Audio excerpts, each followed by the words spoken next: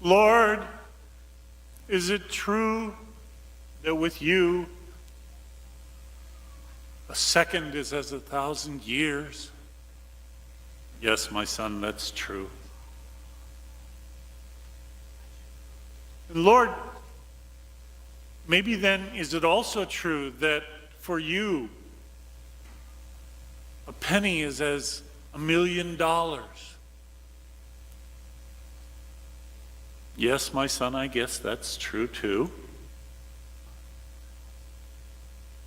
Then Lord, can I have a penny? And God replied, in just a second.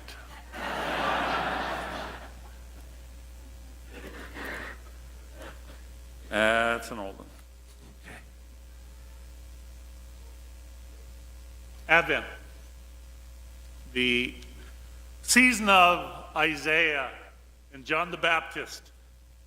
The season of prepare the way of the Lord and O come Emmanuel. All those nice sounding things.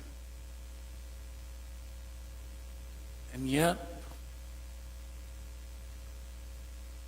every year, we get them taken away from us. We allow them to be taken away from us. Because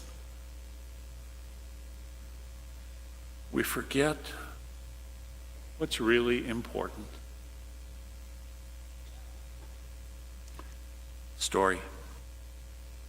Once upon a time, it was announced that the Pope was coming to town, and indeed to a certain parish in the town. This was a surprise to everyone, not least of all to the pastor and the bishop. Well, clearly the parish had to be spiffed up for His Holiness.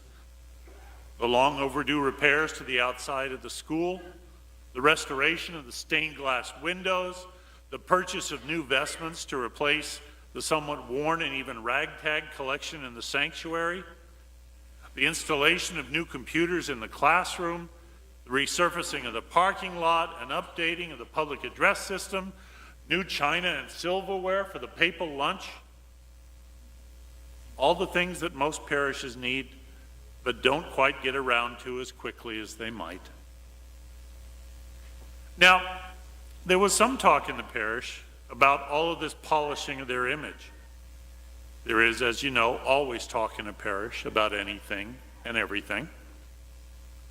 Some people said, why don't we let the Pope see us the way we really are? Others said, isn't this a lot of money to spend just because the Pope is coming? And still others groaned, why do we have to wait for the Pope to come to do things we should have done long ago? There was, as you might imagine, some jockeying for position among the parish council, the liturgy committee, and the music committee, and considerable agitation about who the mass servers would be and whether the Pope would tolerate altar persons. The decision here, and the pastor claimed Solomon's cloak for his decision, was that all 8th graders would be the mass servers. Then the Pope's advanced people showed up, and they are at least as tough as the Secret Service, who are also there, by the way. Everyone was a nervous wreck for a week for the Pope's visit, and virtually no one except the babies and the dogs slept the night before. Then the Pope came, and everything went perfectly, and he praised the parish and its people for all their wonderful work. Let's do it again, a 7th grade girl told everyone. It was fun. No one agreed with her, but she was right.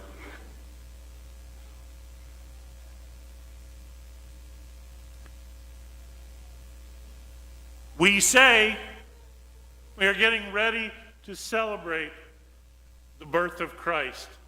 God's love come into the world. The Word made flesh.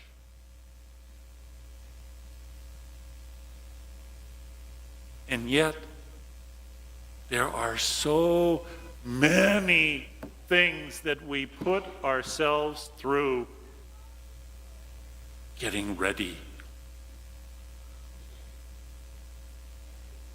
And we get to the day, and whether everything goes perfect or not, do we ever say, let's do it again? It was fun.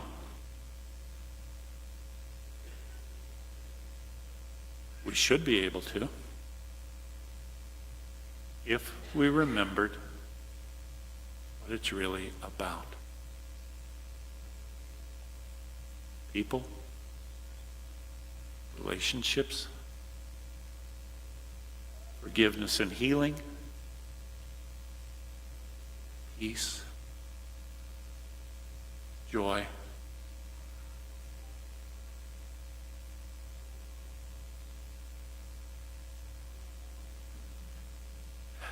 Make ready the way of the Lord. To do it, we have to remember what really is important.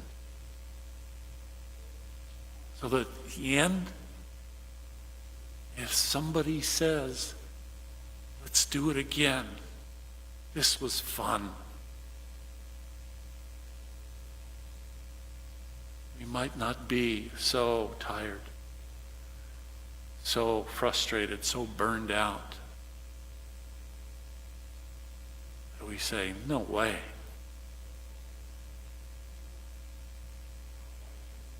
We're expecting the birth of a baby.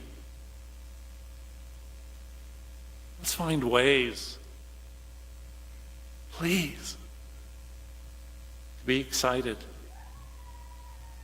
to be hopeful,